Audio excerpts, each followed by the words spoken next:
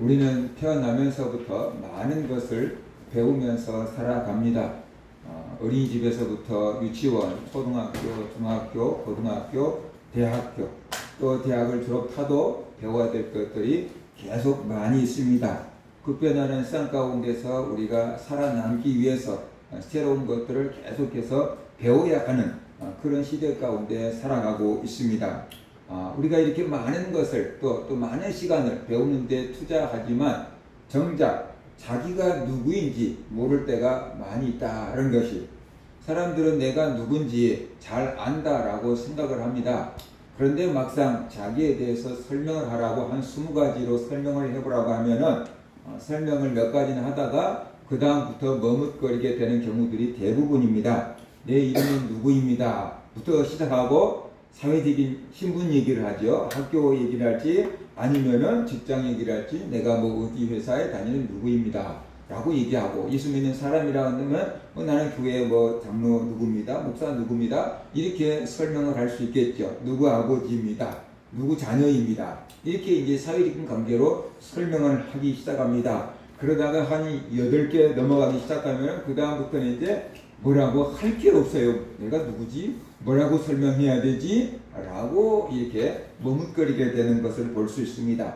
나를 잘 안다고 생각했는데 내에 대해서 아는 게 별로 없다. 특별히 내가 누구인지, 내 깊은 속, 내면, 사회적인 것 말고, 겉으로 드러나는 것 말고 내 내면에 대해서 별로 알고 있지 못할 때가 굉장히 많이 있다는 것이, 그래서 우리는 나에 대해서 알아야 되고 내가 진짜 누구인가라는 것이, 나의 본질에 대해서 우리가 좀 알 필요가 있다는 것이, 사람의 본질에 대해서 알 때 사람에 대한 이해가 가능해질 수가 있기 때문에 그렇습니다. 나는 누구일까라는 것이에요. 내가 누구인지 아는 것, 그것이 정체성이에요. 나가 누구다라고 내 스스로 딱 판정 짓고 있는 것, 그것이 정체성이다라는 것이. 그런데 가끔 정신이 좀 이상한 사람들은 그 정체성이 이게 객관적이지 않아요. 그래서 내가 신이다 라고 얘기도 하고, 내가 모든 것을 할 수 있다 라고 이렇게 얘기도 하고, 정체성이 헷갈린 사람들도 가끔씩은 많이 있다라는 것이에요.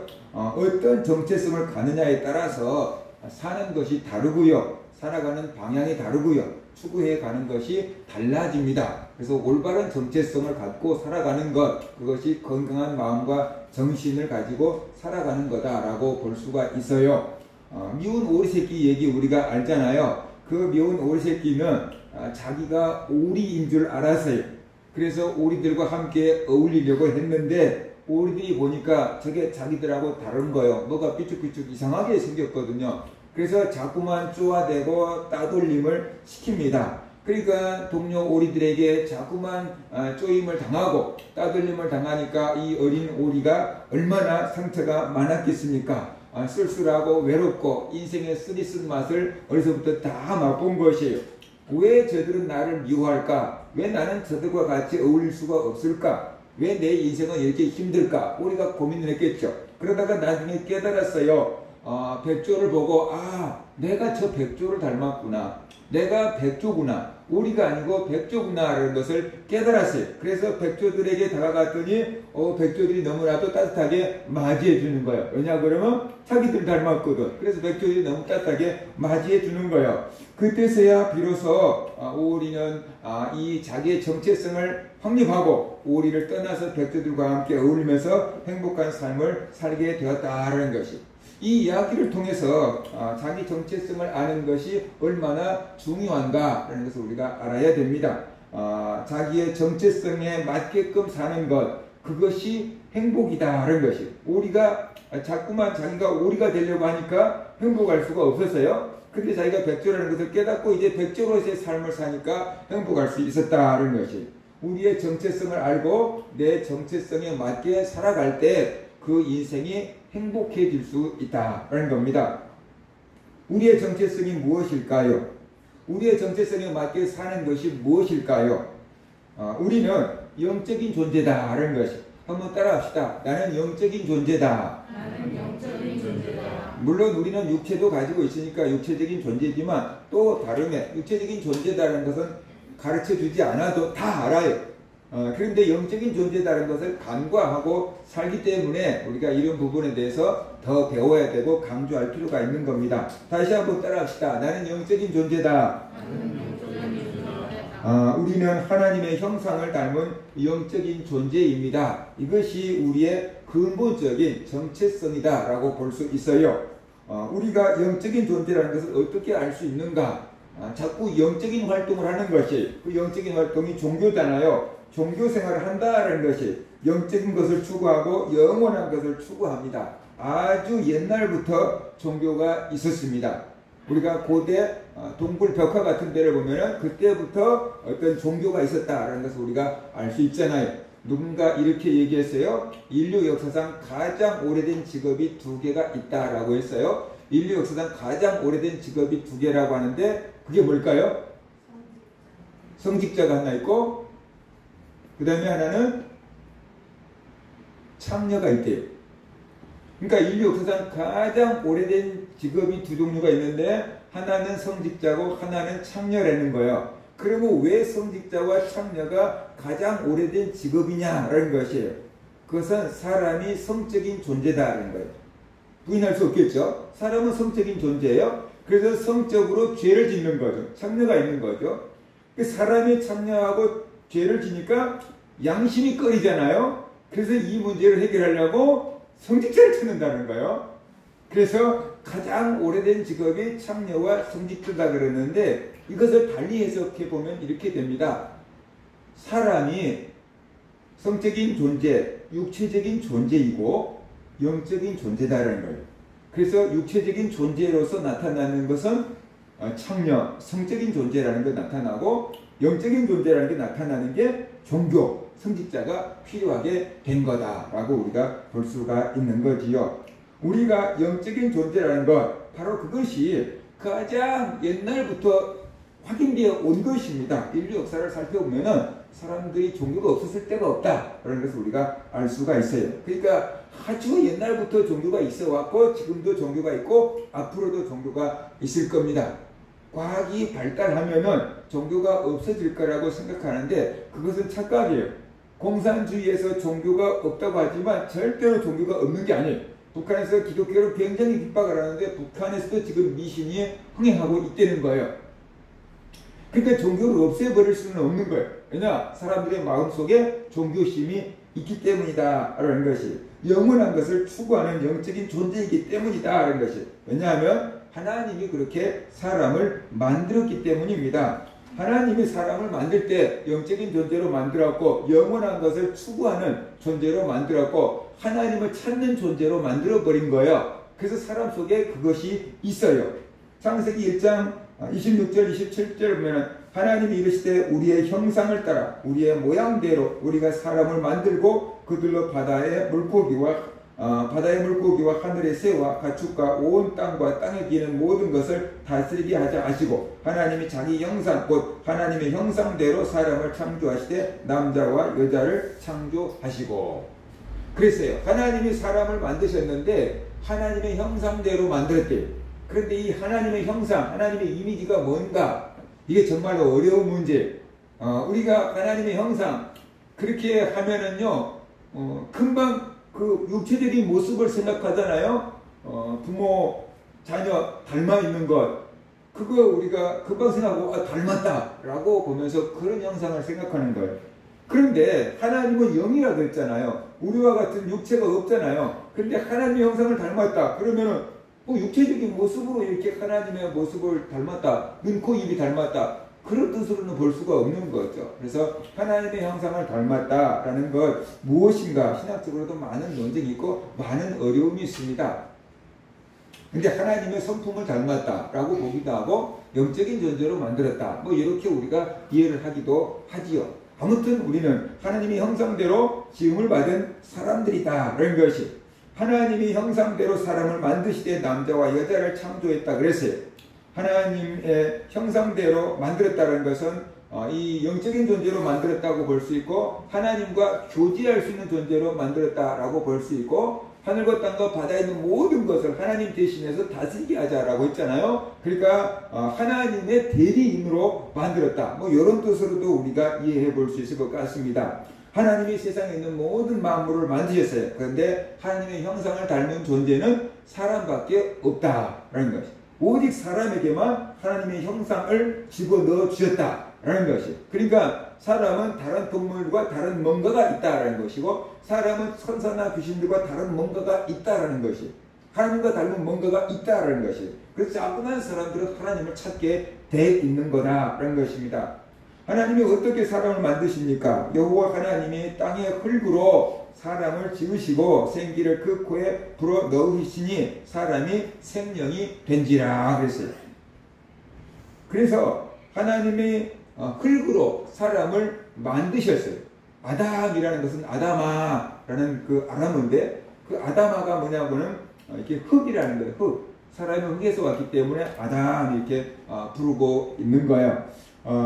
그 코에다가 생기를 불어 넣어서 살아서 움직이는 사람이 되었다라고 말하고 있습니다. 그러니까 사람은 흙에서 오는 몸이 있고 하나님의 생기가 우리 속에 있는 거지요. 그래서 육체와 영혼으로 구성되어 있다라고 이해합니다. 육체적인 음식도 우리는 먹어야 살지만 영적인 음식도 먹어야지 우리 영혼이 살 수 있는 존재, 그게 사람이다라는 겁니다. 사람은 육체적인 존재이면서 동시에 영적인 존재입니다. 그렇지만 육체적인 것만 추구하고 살면 안 돼. 오늘날 많은 사람들이 육체적인 것만 추구하며 사는데 그것은 사람답게 사는 것이 아니고 동물들과 다를 바가 없이 사는 거다. 동물들도 먹고 자고 그렇게 살잖아요. 사람들이 먹고 자고 일하고 먹고 자고 일하고 동물과 다를 바가 별로 없잖아요. 육체적인 것만 가지고 살아가는 것은 사람답게 사는 것이 아니에요. 육체적이고 물질적인 것이 다 채워질지라도 사람은 만족할 수 없습니다. 그래서 철학할 때 그러잖아요. 돼지는 배만 부르면 산다. 돼지는 배만 부르면 산다. 근데 사람은 배만 불러갖고는 못 산다. 사람은 철학하는 동물이다. 철학자들이 그렇게 얘기했어요. 신앙과 상관없는 철학자들이 그렇게 얘기했어요. 홍당무의 생각이라는 그 블로그에 보니까 이런 글이 있었어요. 며칠 전 정년 퇴임을 앞둔 선배의 환송회에 참석했습니다. 선배님은 20대 중반에 입사하여 30년을 넘게 한 곳에서 근무한 분입니다. 비교적 회사 내에서 성공적인 커리어도 쌓아오셨고 객관적으로 훌륭한 직장 생활을 보내셨습니다. 그러나 화려한 직장 성적표를 받아든 그 선배님은 환송의 말미에 이런 뜻밖의 말을 하셨습니다.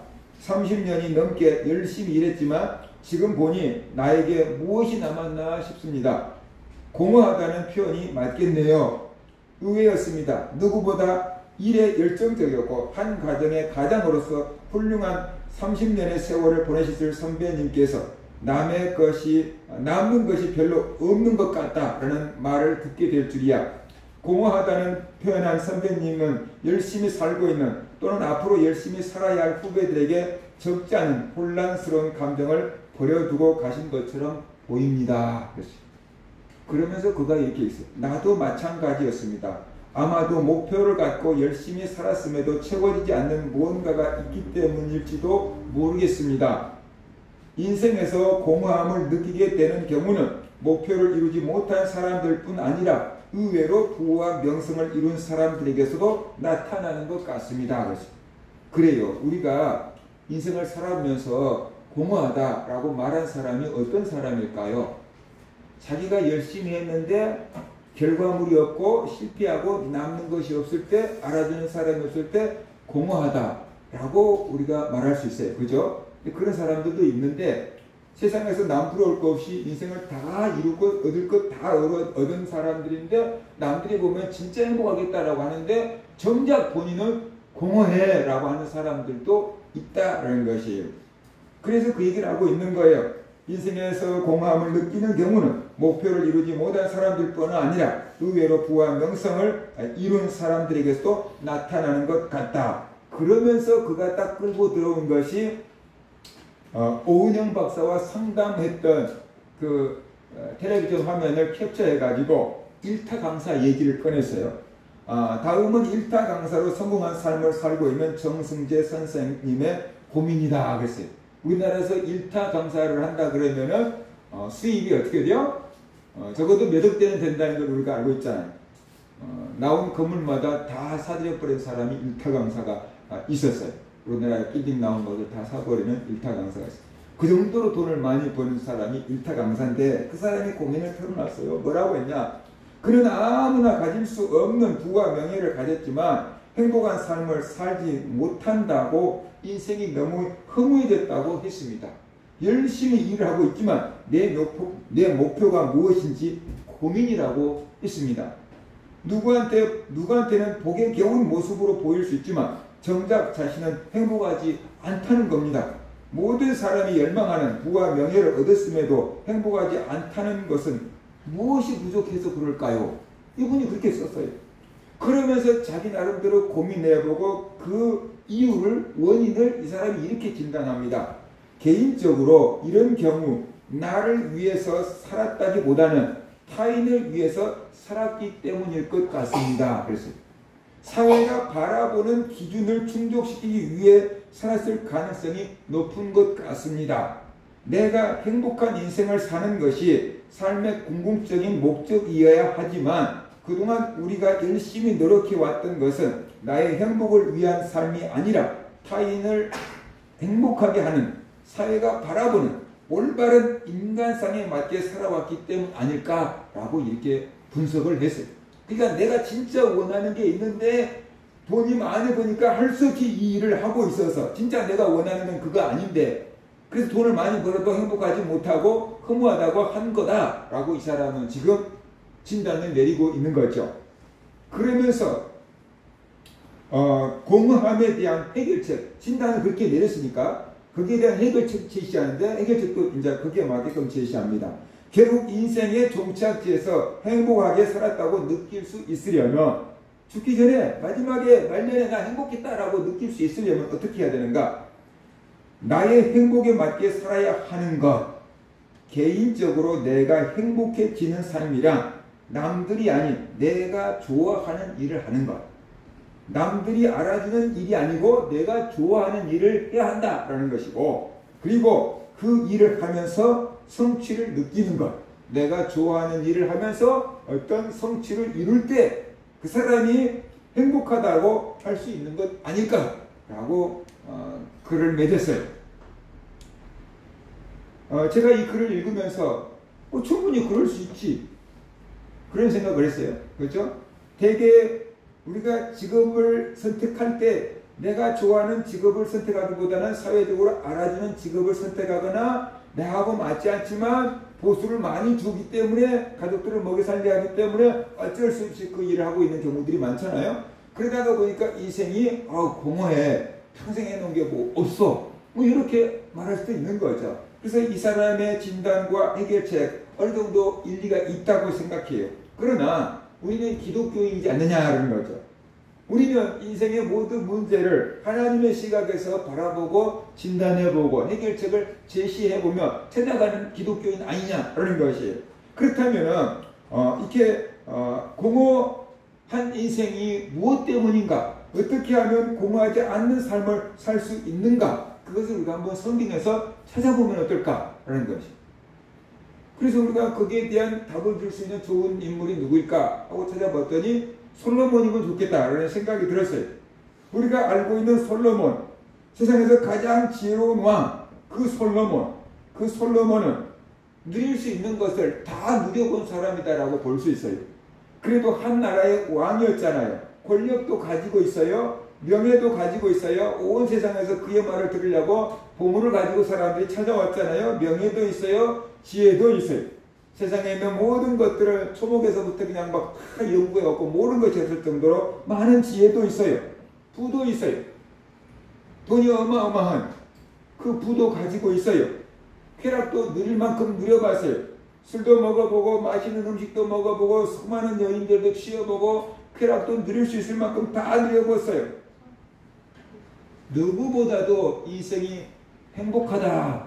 인생은 살만한 것이여 라고 이렇게 말해야 될 사람이 솔로몬이에요. 그러는데 그 솔로몬이 말년에 전도서를 쓰면서 뭐라고 썼냐? 전도자가 이르되 헛되고 헛되며 헛되고 헛되니 모든 것이 헛되도다. 해 아래서 수고한 모든 수고가 사람에게 무엇이 유익한가? 라고 했어요. 지혜자나 어리석은 사람은 똑같이 죽음이 찾아오고, 있는 사람이나 없는 사람이나 똑같이 죽음이 찾아오고, 내가 돈을 모았는데 내가 다 쓰지도 못하고 내 자식이 탕진해 버리고, 그런 것을 보니까 인생이 헛되고 헛되고 헛되다, 아무것도 쓸데없다 라고 이렇게 외친 겁니다. 이 글을 보면 솔로몬이 허무주의에 빠진 것 같아요. 허탈감에 빠져서 허우적거리고 있는 것 같아요. 왜 솔로몬은 이렇게 헛되다는 말을 계속해서 반복하고 있는 걸까요? 그냥 우리가 인생 참 부질없는 것이요, 인생 참 헛된 것이요, 살아봤자 남는 게 없어, 뭐 이렇게 한마디 있으면 되는데 계속 헛되고 헛되고 헛되고 헛되니 모든 것이 헛되다고 왜 이렇게 계속 헛되다는 말을 반복해서 하고 있을까요? 그의 인생을 돌아보니까 진짜 헛된 것 뿐이라는 것을 깨달은 것이에요. 만족함이 없었던 것이 왜 그랬을까요? 그의 영혼이 공허했기 때문에 그런 것이에요. 세상에 물질이 부족한 게 아니고 명예가 부족한 게 아니고 지혜가 부족한 게 아니고 쾌락이 부족한 게 아니고 그 영혼이 공허했던 거예요. 영혼이 공허한 거예요. 그런데 사람들은 그것이 영혼이 공허한 줄을 몰라요. 뭔가가 허전하거든요. 그래서 명예로 채워보고 돈으로 채워보고 권력으로 채워보고 쾌락으로 채워보고 그래서 채워질 거라고 생각하고 자꾸만 채우는데 그게 그런 걸로 채워지지 않는 공간이라는 거예요. 북한에서 남한으로 내려온 어떤 사람이 그렇게 얘기를 했어요. 북한에서 굶어서 죽고 시체까지 뜯어먹고 그 정도의 굶주림을 당하다가 우리나라에 왔대요. 그러니까 이제 우리나라에서는 먹는 것이 풍족한데 배가 부르다는 것을 자기는 전혀 느끼지 못한대요. 음식을 계속해서 먹는데 배가 부르다는 것을 느끼지를 못한대요. 사람은 어느 정도 자기 양이라는 게 있고 그 양의 이상의 음식물이 들어가면 포만감을 느끼고 이제 배불러 더 이상 못 먹어 이렇게 돼야 되잖아요. 그런데 이 사람은 그게 없대요. 포만감, 배부르다는 느낌, 더 이상 못 먹어, 그게 절대 없대요. 못 느껴버린다는 거예요. 다음에 언제 그전과 같은 굶주림이 올지 몰라. 그러니까 음식이 있을 때 채워놔야 돼. 뇌가 그런 생각을 하는 거예요. 계속해서. 그래서 그분이 얘기했어요. 이 배가 허기진 게 아니고 내 마음이 허기진 거야. 나중에서 깨달았다. 내 마음이 허기진 거야. 그러니까 우리 영혼이 공허한 거예요. 물질로 채울 수 없는 영적인 공백인 거예요. 블랙홀처럼 끌어당겨도 만족할 수 없는 영혼의 공백이 있는 거예요. 그런데 사람들은 공허하니까 돈을 좀 많이 벌어보면 공허함이 메꿔질까? 공부를 좀 더 많이 해보면 메꿔질까? 명예를 좀 더 얻어보면 될까? 권력을 좀 더 얻어보면 될까? 쾌락을 좀 더 누려보면 될까? 그래서 쾌락을 추구한 거잖아요. 근데 쾌락을 추구하면 중독이 돼요. 그래서 정상적인 것 가지고는 만족을 못 누리니까 술을 먹고 그것도 안 되니까 마약을 먹고 그래서 마약의 양도 늘어나고 그래서 이제 사람이 망가지는 거예요. 만족함이 없어요. 그걸로 만족함을 절대로 얻지 못해요. 그게 사람이에요. 그걸 우리가 알아야 돼요. 내 안에 세상 어떤 물질로도 채울 수 없는 공백이 있다. 오직 영적인 거로만 채울 수 있는 공백이 있다. 그걸 우리가 알아야 되는 거죠. 근데 이걸 알지 못하고 자꾸만 물질적인 걸로, 세상적인 걸로 채우려고 하는 거예요. 그러면 잠깐 채워지는 것 같은데 다음날 보면 또 공허하고 다음날 보면 또 공허하고 그래서 계속 더 많은 것을 채우려고 하다가 삶을 마감하게 된다는 것이에요. 아무리 싹 많은 것들을 채워도 그 속에 하나님이 채워져 있지 않으면 만족을 못 누리는 것, 그것이 사람이다 라는 것을 우리가 알아야 돼요. 이게 왜 그런가? 하나님이 그런 존재로 우리를 만들었기 때문에 그래요. 그러니까 사람이 누구인지를 알아야 돼요. 내가 누구인지를 알아야 돼요. 그리고 왜 그런지를 알아야지 그 문제를 이제 해결할 수 있는 방법이 나오지 않겠습니까? 그래서 솔로몬이 나중에 깨달았어요. 하나님이 없어서 그런 걸 깨달았어요. 그래서 솔로몬이 전도서 끝에 가면은 12장 13절에 보면은 일의 결국을 다 들었으니 하나님을 경외하고 그의 명령들을 지킬지어다. 이것이 모든 사람의 본분이니라. 몇 사람이 아닌 모든 사람들이 이렇게 살아야 된다. 하나님을 경외하고 살아야 된다. 나를 받지 않느냐? 그걸 나를 받지 않느냐? 모든 것을 가져갔는데 허무함밖에 안 남는 내 인생을 솔로몬을 받지 않느냐? 그러니까 이제 그렇게 살지 않으려 그러면 나처럼 살지 않으려면은 하나님을 경외하라. 그러면 모든 사람들이 행복할 거다. 그거 얘기하고 있는 거예요. 그걸 가르쳐 준다고 전도자라고 하잖아요. 하나님을 경외하라고 했습니다. 하나님으로 우리의 마음을 채우라는 것이, 그것이 사람의 본분이라는 것이, 그것이 사람이 진짜 행복하게 살 수 있는 비결이라는 것이. 그러므로 우리는 육체만을 위해서 살지 말고 우리 영혼을 위해서 살아야 되고 하나님을 경외하며 살아야 돼. 그래서 사도 요한이 그랬잖아요. 영혼이 잘됨 같이 범사가 잘되고 강건하게 되기를 원한다 그랬잖아요. 그런데 우리의 삶을 돌아보면 우리도 똑같이 그런 인생을 살아가고 있을 때가 많이 있다. 저희 어머니가 그렇게 얘기하셨어요. 젊어서 시집 와서 애기들 낳고 키우는데 밑에 집에 연세 많으신 할머니가 자식들을 다 키워놓는 할머니가 계셨어요. 그 할머니가 와가지고 자식들 기르면서 수고하는 우리 어머니 세대에게 하는 말, 자식들 다 키워봤자 소용없어, 결혼해버리면 소용없어 라고 이렇게 얘기했다는 거예요. 근데 그 집에는 자식들을 낳고 분가시켰는데 다 우리 마을에서 살았어요. 다 자녀들이 한 마을에 살아요. 그런데 그 어머니 말, 자식들을 길러봤자 소용없어, 다 커버리면 소용없어, 그렇게 얘기하셨다는 거야. 그런데 우리 어머니 생각에 우리 아들들은 다를 거야, 우리 자식들은 다를 거야, 그러면서 온갖 정성을 다 들여서 키웠대요. 그런데 자식들이 어머니 마음 같습니까? 사춘기가 지나고 결혼하고 나이 들고 그러면은 자기도 자기 자식들 챙기느라고 바쁘지 뭐 어머니 봉양하고 막 그게 쉽지 않잖아요. 그죠? 그러니까 언젠가 어머니가 그런 말씀을 하셨어요. 그때 그 밑에 집에 그 할머니가 하신 말씀이 맞는 것 같아. 근데 우리는 항상 내 자식은 아닐 거야, 내 자식은 아닐 거야, 나는 그렇지 않을 거야, 나는 예외일 거야. 그러면서 여전히 그들과 똑같은 방법으로 살아가고 있을 때가 많다. 여전히 일상적인 것만을 추구하며 살아가고 있을 때가 많다. 나는 안 그래. 나는 예외일 거야. 그러면서 똑같은 길을 걸어간다 그러면은 예외가 되기가 어렵죠. 다른 인생을 살고 다른 길을 걸어가야지 예외가 되겠지요.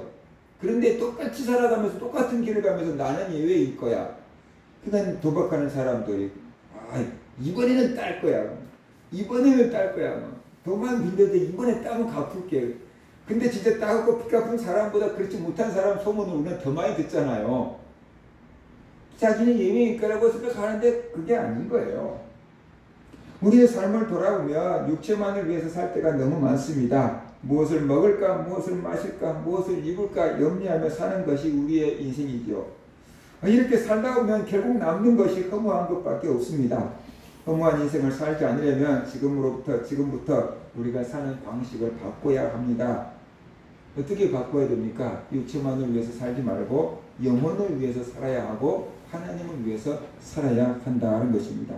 자, 그러면은 어떻게 하는 것이 우리 영혼을 위해서 사는 것인가? 두 가지 말씀드리려고 그러는데, 첫 번째는 하나님의 말씀을 먹어야 된다라는 것이. 예수님께서 40일을 금식하셨습니다. 그러니까 얼마나 굶주렸고 얼마나 하게 됐겠습니까? 여러분 제일도 많이 금식해 본 것이 며칠입니까? 건강검진하려고 하루 금식하고 오세요. 그러면 왜 그렇게 먹고 싶은 게 많은지, 서희가 장염에 걸려가지고 죽만 먹어라. 그러니까 왜 죽만 먹어야 되냐고, 이것도 먹고 싶고 저것도 먹고 싶고, 라면 먹으면 안 돼요. 라면 노래를 부르다가 결국에는 나은 다음에 라면을 먹었어요. 소원성 취했냐? 평상시에 쳐다보지도 않던 것들이 그렇게 먹고 싶은 거죠. 금식하다 보면. 예수님이 40일을 금식을 하셨어요. 얼마나 배가 고팠고 얼마나 먹고 싶었겠어요. 그때 사탄이 와서 예수님을 시험하잖아요. 네가 만일 하나님의 아들이라면 이 돌들로 명하여 떡덩이가 되게 해라. 이 돌들로 떡 만들어 먹어봐라 라고 얘기한 거잖아요. 정말로 돌도 떡으로 보일 정도로 배고팠을 거예요. 그런데 그때 예수님께서 이 말씀을 하셨어요. 예수께서 대답하여 이르시되 기록되었을 때 사람이 떡으로만 살 것이 아니요 하나님의 입으로부터 나오는 모든 말씀으로 살 것이라 하였느니라. 사람이 떡으로만 살 것이 아니라 그랬어요. 떡을 먹어야지, 밥을 먹어야지 육체는 살아요. 그런데 떡으로만 살 거 아니라는 거예요. 밥만 먹고 살면은 사람답게 사는 게 아니라는 거예요. 그러면 뭘 먹어야지 사람답게 살 수 있는가? 하나님의 입으로부터 나오는 모든 말씀으로 살 것이니라 그랬어요. 사람은 밥만 먹고 살 수 있는 존재가 아니고 하나님의 말씀을 먹어야지 사람답게 살 수 있는 존재라는 것이에요. 그러니까 하나님의 말씀을 들어야 된다. 하나님의 말씀을 먹어야 된다. 하나님의 말씀을 지켜야 된다. 그렇게 말씀하시는 거예요. 왜 하나님의 말씀을 먹어야 합니까? 하나님의 말씀은 우리 영혼의 양식이기 때문에 그렇습니다. 하나님의 말씀은 진리이기 때문에 그렇습니다. 우리 학생들 말이에요. 정크푸드라고 하잖아요. 쓰레기 같은 음식인 거예요. 근데 왜 정크푸드를 먹을 수밖에 없는가? 순간 요리해서 먹을 수 있으니까. 배고프니까, 바쁘니까, 시간 없으니까, 그러니까 잠깐 데워서 먹는 그 정크푸드 음식을 우리가 먹으면서 살아가잖아요. 근데 이거 정크푸드 음식을 먹어놓으면 나중에는 이제 뭐가 되냐 그러면 결국 몸이 병들잖아요. 죽게 되잖아요. 그래서 외국 선진국 같은 경우에는 학교에서 파는 매점의 정크푸드 음식을 다 없애버립니다. 못 사먹게 합니다. 학생들의 장래를 생각해서. 불량식품, 우리말로 하면 불량식품인데 먹으면 맛있잖아요. 그러니까 자꾸만 그걸 먹으려고 그러는데 먹어놓으면 몸에는 어떻게 돼요? 이제 안 좋은 거죠. 그 같은 거예요. 우리의 음식도 몸에 좋은 음식이 있고 몸에 안 좋은 음식이 있어요. 무조건 음식이라고 다 먹으면 안 되고 몸에 좋은 음식을 먹어야지 그가 건강한 마음과 정신을 가지고 살아갈 수 있는 거예요. 바로 이 얘기, 말은 곧 영인데 이게 영에 좋은 말이 있고 안 좋은 말이 있다는 거예요. 진짜가 있고 거짓말이 있다는 거예요. 근데 사탄은 거짓말을 막 뿌려놓았는데 그걸 가라지라 그래요. 근데 거짓말을 뿌려놓았는데 문제가 뭐냐면 진짜같이 생겼다는 거예요. 가라지가 진짜같이 생긴 거예요. 알고같이 생겼어요. 그러니까는 사탄이 뿌려놓은 가라지인데 이게 진짜같이 생겼으니까 사람들이 그 가라지를 자꾸만 먹는 거예요. 그러니까 그 속에서 생각이, 가치관이 어떻게 돼요? 삐딱하니 이상한 데로 가는 거예요. 근데 왜 그런지는 몰라요. 왜? 잘못된 걸 먹었으니까 그러는 거예요. 그래서 하나님의 말씀은 진리라. 하나님의 말씀이 알곡이고 하나님의 말씀이 진리라는 거예요. 그러니까 하나님의 말씀을 먹으면은 진짜 몸에 좋고 영혼에 좋고 올바른 생각과 가치관과 분별을 가지고 바로 살아갈 수가 있다. 행복하게 살아갈 수가 있다라는 거예요. 그래서 우리는 하나님의 말씀을 먹으면서 살아야 된다. 어제 곤지암에 있는 히스토리 캠퍼스로 갔다 왔어요. 우리나라 모 제약회사 이사장님이 거기다가 히스토리, 예수님의 이야기, 그거예요. 히스토리. 우리는 역사 그러잖아요. 영어에서 히스토리 역사잖아요. 그 히스토리가 뭐냐면 히스, 그의, 그 다음에 스토리, 이야기가 합쳐진 게 히스토리예요. 그래서 예수님의 역사, 그게 역사예요. 예수님의 이야기가 역사라는 거예요. 세상에서 바라볼 때. 원어가 그렇게 돼 있어요. 이해하고.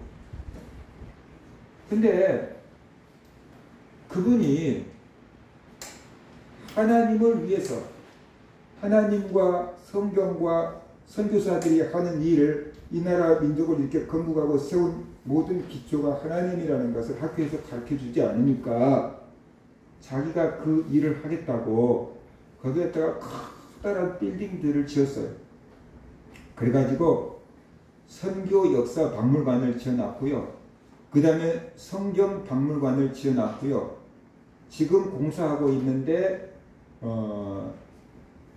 노아의 방주를 지금 모형도로 짓고 있고 성전 모형도를 짓고 있어. 개인 돈을 다 들여가지고. 그래가지고 선교사들이 이 땅에 기초를 세우는데 얼마나 큰 역할을 했는지, 기독교가 얼마나 큰 역할을 했는지 그것을 가르쳐주겠다는 거예요. 자유주의 신학한 사람들이 성경은 역사다, 노아 홍수도 이게 신화다, 노아 홍수도 신화다, 그러니까 신화가 아니고 역사다라는 것을 참조 과학해 그게 자문을 받아가지고 노아 방주를 짓고 있다. 하나님을 위해서. 어제도 거기에서 찬양 집회를 했는데 찬송가가 사라져 가니까 찬송가를 부르기 운동본부를 만들어가지고 국제 찬송가 협회를 만들어가지고 찬송가를 부르게 하고 기독교 방송, 국동 방송 그런데 찬송가를 많이 틀 수 있도록 영향을 행사하고 그런 일을 하시는 거예요.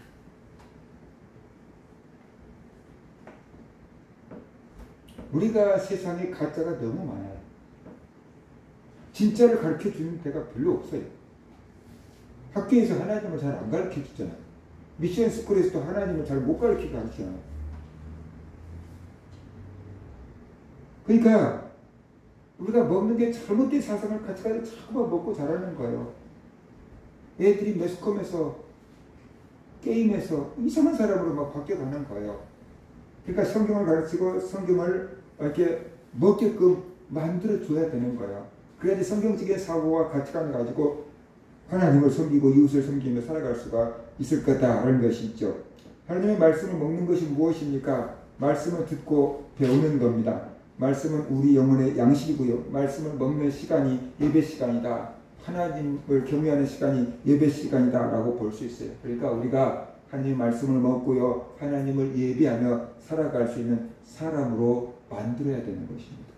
우리에게 주신 자녀들을 하나님의 말씀 속에서 하나님을 예배하는 자녀들로 길러야 되는 것입니다. 그런데 우리가 세상에서 공부 잘하고 돈 많이 버는 자녀들로만 기르고 양육하고 있어요. 세상에서 공부하지 말라는 것도 아니고 세상에서 돈 많이 벌지 말라는 것도 아니고 세상에서 공부도 하고 돈도 벌어야 되겠지요. 그런데 왜 공부하고 왜 돈을 버느냐?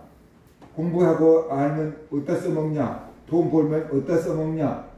그걸 가르쳐줘야 될 거 아니에요.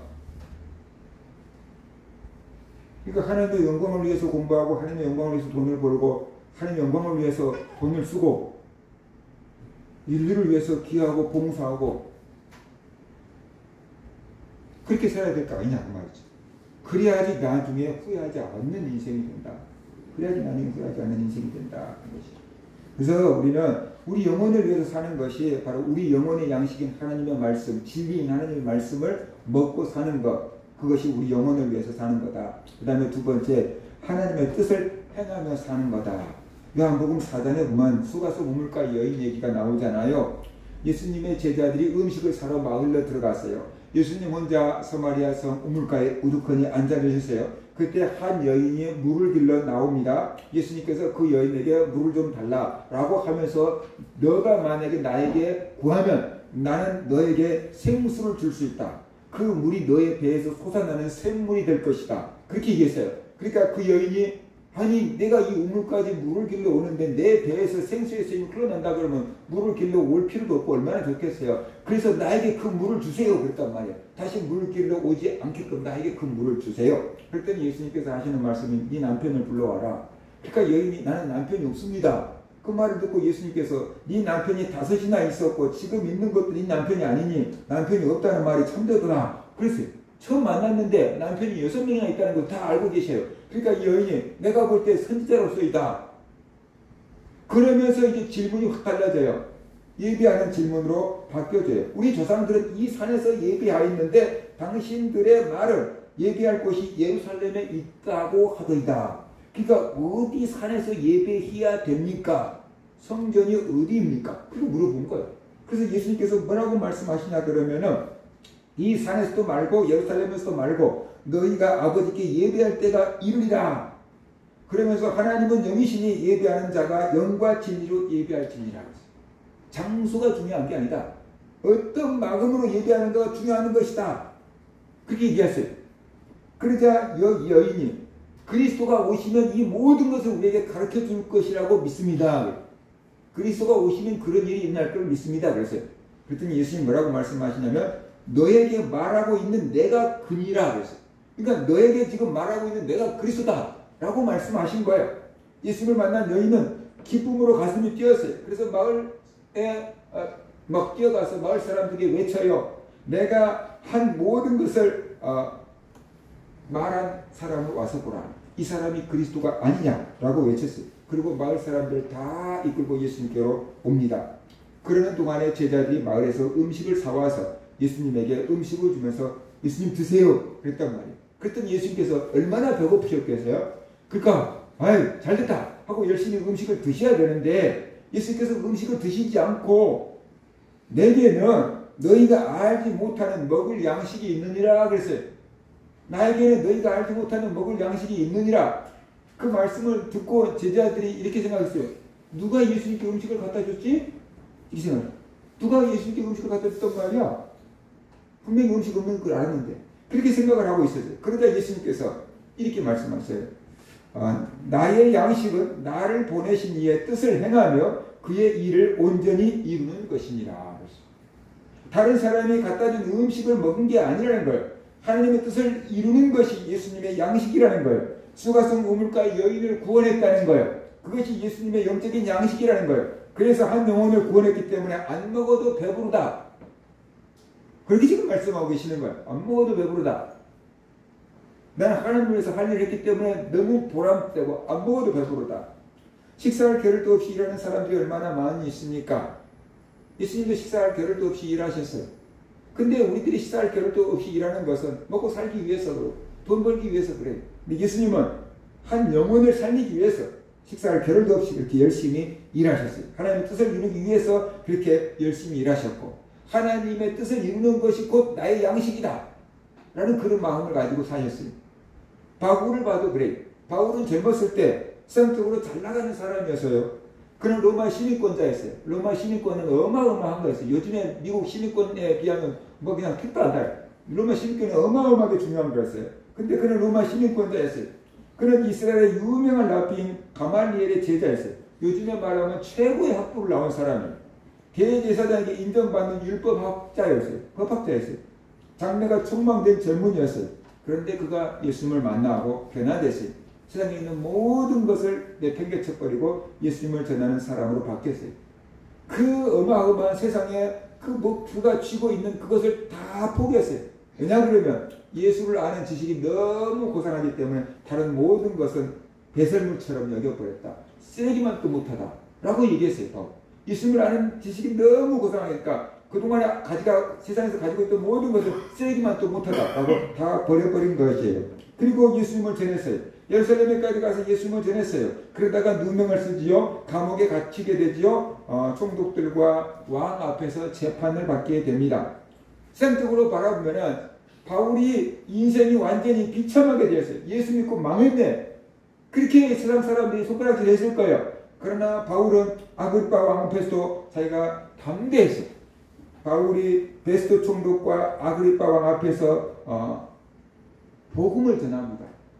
그런데 죄수가 돼가지고 우리말로 하면 수갑을 타고 포박되고 결박된 상태에서 복음을 전 베스토 총독과 아그리파 왕은 재판장 앞에 앉아있고 재판석에 앉아있고 바울은 저 밑에서 결박되어 있는 그 상태에서 바울이 총독과 임금에게 복음을 전했어요.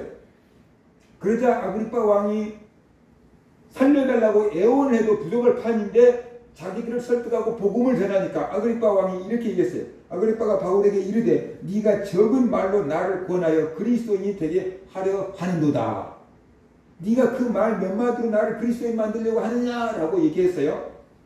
그 말을 듣고 바울이 이렇게 대답합니다. 바울이 이르되 말이 적으나 많으나 당신뿐만 아니라 오늘 내 말을 듣는 모든 사람도 다 이렇게 결박된 것 외에는 나와 같이 되기를 하나님께 원하나이다 그랬어요. 그러니까 바울이 이 왕과 총독과 거기에 자기를 지키고 있는 많은 군병들에게 뭐라고 얘기하냐면 이렇게 결박된 것 빼고는 당신들도 다 내처럼 되기를 원합니다 그랬어요. 무슨 소리겠어요? 당신들도 나처럼 행복해지기를 원한다. 당신들도 나처럼 예수님을 알기를 원한다. 당신들도 나처럼 구원받기를 원한다. 그 얘기한 거잖아요. 내가 제일 행복하다. 당신들보다 내가 더 행복하다. 그러니까 나처럼 좀 되라. 그렇게 지금 얘기하고 있는 거잖아요. 바울은 예수 그리스도를 믿고 싼 것을 다 버렸어요. 그리스도를 전하다가 누명 쓰고 감옥에 갇혔고 재판받고 있어요. 그런데 자기를 재판하고 있는 총독과 왕보다 자기가 더 행복하대요. 그러니까 당신들도 나처럼 되기를 원한다. 라고 지금 말하고 있는 거잖아요. 당신들도 예수 믿고 나처럼 되기를 원한다. 라고 말하고 있잖아요. 그가 하나님을 위해서 일하고 그가 구원받은 백성이라는 것을 알았기 때문에 그는 이렇게 행복했고 담대할 수 있었다라는 것입니다. 하나님의 뜻을 행하며 살면 나는 어떻게 먹고 살아? 만약 내가 하나님 일만 하면 나는 어떻게 먹고 살아? 그런 생각을 할 수도 있어요. 누구나 이런 생각을 할 수 있어요. 그래서 하나님을 위해서 살지 않고 자기 자신과 가족만을 위해서 살 때가 있어요. 그러나 우리가 하나님을 위해서 살면 하나님께서 우리에게 필요한 것을 채워준다라고 약속하셨어요. 마태복음 6장 33절 보면 그런즉 너희는 먼저 그의 나라와 그의 의를 구하라. 그리하면 이 모든 것을 너희에게 더하시리라 그랬어요. 우리가 먼저 그의 나라와 그의 의를 구하면 하나님께서 우리에게 먹을 것, 마실 것, 입을 것을 채워준다고 했어요. 이런 약속을 믿어야 돼요. 그렇게 살아야 돼요. 이것이 바로 믿음이다 라는 겁니다. 이런 믿음을 갖고 산 사람이 다윗이잖아요. 다윗이 항상 하나님을 위해서 산 사람 가운데 한 사람이에요. 그런데 그가 시편 23편 보면 이렇게 고백하잖아요. 여호와는 나의 목자시니 내게 부족함이 없으리로다. 그가 나를 푸른 풀밭에 누이시며 쉴만한 물가로 인도하시는도다. 내 영혼을 소생시키시고 자기 이름을 위하여 의의 길로 인도하시는도다. 여호와가 나의 목자니까 부족함이 없다라고 고백을 했어요. 내 인생에 부족함이 없다라고 고백할 만한 사람이 과연 얼마나 있겠는가라는 것이죠. 아주 유명한 재벌이 얼마만큼 돈을 벌어야지 만족하겠습니까? 그랬더니 이렇게 얘기했어요. 세계 10위권 안에 세계 재벌 10위권 안에 넣고 싶습니다. 그랬어요. 근데 10위권 안에 들어가면 또 욕심이 안 생길까요? 세계에서 최고 가는 재벌 되고 싶습니다. 그러면서 또 열심히 돈을 벌 거 아니에요. 그렇죠? 다윗은 여호와는 나의 목자시니 내게 부족함이 없다 그랬어요. 내가 황금을 많이 쌓아놓았으니까 부족함이 없는 게 아니고 하나님이 나의 목자이기 때문에 부족함이 없다라고 고백을 했어요. 그래서 우리가 바로 육체적인 것만 추구하며 사는 사람들이 있고 영적인 것만 추구하며 사는 사람들이 있습니다. 아침부터 저녁까지 죽도록 일만 하는 사람들이 있습니다. 돈만 추구하는 사람들이 있습니다. 또 좀 살 만큼 되면 쾌락만 추구하는 사람들이 있습니다. 우리가 가끔 부잣집 재벌들이 마약을 하고 유명한 연예인들이 마약을 하고 막 그런 것들을 기사에 보잖아요. 뭐가 부족해서 저럴까? 그런 생각 하잖아요. 뭐가 부족해서 그럴까요? 세상적으로 부족한 게 없어서 그럴 거예요. 세상적으로 부족한 게 없어서 그런 거예요. 그 다음에 영적으로 공허해서 그런 거예요. 영적으로 공허하기 때문에 그들이 뭐 가질 것 다 갖고 누릴 것 다 갖고 근데 공허하단 말이에요. 그러니까는 쾌락을 쫓다 결국에는 마약까지. 그런데 이제 우리나라도 마약 천국이 아니라 그러잖아요. 옛날에는 우리나라에 마약을 구할 수가 없었는데 이제는 마약 청정국이 아니라 그러잖아요. 많은 청소년들도 지금 마약에 그냥 힘들어져 있고 마약 중독자들이 계속 많이 나오고 있잖아요. 우리나라도 마약 막 어떻게든지 막 수입 막 밀수가 되고 있는 거예요. 심각해요. 그만큼 사람들이 쾌락을 추구하며 살아가고 있다는 거예요. 육체적인 것만을 쫓아서 살아가는데 극단이 어떤 사람들은 먹고 살기 위해서 죽도록 일만 하는 사람이 있고 어떤 사람은 살만하니까 그냥 마약까지 하면서 쾌락을 추구하는 사람으로 나뉘어져 버려요. 또 어떤 사람들은 너무 영적인 것만 추구해요. 그래서 이상한 종교나 이단 사이비에 빠져버리는 거예요. 직장도 학교도 가정도 다 팽개쳐버리고 이상한 종교나 이단 사이비에 빠져있는 사람들도 있어요. 그런데 그 사람들은 행복하다 그래요. 이단에 빠져있는 사람들은 행복하다 그래요. 우리가 볼 때 저 불쌍한 인간들 가족들도 다 팽개치고 직장도 팽개치고 저기 저 불쌍해서 어떻게 해요? 근데 그 사람들 행복하다고요. 왜 그럴까요? 뭔가 영적인 걸 채워주거든. 진짜가 아닌데 영적인 게 채워주거든. 그게 행복하다고 그래요. 근데 그 행복은 진짜가 아닌 거예요. 마약이 주는 행복 같은 거예요. 가짜 행복인 거예요. 그런데 우선 뭔가 채워줄 것 같으니까 행복해. 그렇게 착각을 하는 거예요. 하나님이 주의 행복이 아니라는 거죠. 하나님으로 채워야 되는데 다른 우상으로 채워버리고 있는 거예요. 그게 참 어리석은 거예요. 진리를 모르니까 그러고 창조주 하나님을 모르니까 그런 거다. 그런 것이. 왜 육체만을 위해서 살지 말고 영혼을 위해서 살아야 됩니까? 왜 우리가 성령을 위해서 살아야 됩니까? 갈라디아서 6장 8절을 보면 이렇게 얘기하고 있어요. 자기 육체를 위하여 심는 자는 육체로부터 썩어질 것을 거두고 성령을 위하여 심는 자는 성령으로부터 영생을 거두리라. 그러니까 심는 대로 거두는 건데 육체를 위해서 심으면 육체로부터 썩어질 것을 거둔다는 거예요. 그것이 뭐냐면 헛된 것밖에 남는 게 없다. 그런 뜻이 허무해진다는 겁니다. 그러나 성령을 위해서 심는 자는 곧 하나님을 위해서 살면 자기 영혼을 위해서 살면 영생을 거둔다. 그래서 성령으로부터 영생을 거둔다. 그 영혼이 살아난다. 그 영혼이 행복해진다. 그 영혼이 만족해진다. 그러니까 그가 하나님 앞에서 당당하고 떳떳하고 감사한 삶을 살 수가 있다. 만족한 삶을 살게 된다. 그런 것이. 우리 성도님들, 내가 지금 어떻게 살고 있는가를 돌아보십시오. 내가 육체만을 위해서 살고 있지는 않는가? 내가 영혼을 위해서 살고 있는가? 성령을 위해서 심고 있는가? 그것이 균형과 조화를 이루어야 돼. 우리는 그것이 균형과 조화를 이루어야 돼. 왜? 우리에게는 육체도 있다 그랬잖아요. 우리에게는 영혼도 있다 그랬잖아요. 그러니까 그것을 균형과 조화를 이루어야 한다. 그런 것이. 내가 영혼을 위해서 뭘 하고 있는가? 내가 성령을 위해서 뭘 심고 있는가? 육체만을 위해서 너무 심고 있는 거 아닌가? 그걸 우리가 균형을 좀 이루면서 살아갈 수 있는 성도들 되시기를 제 이름으로 축원합니다.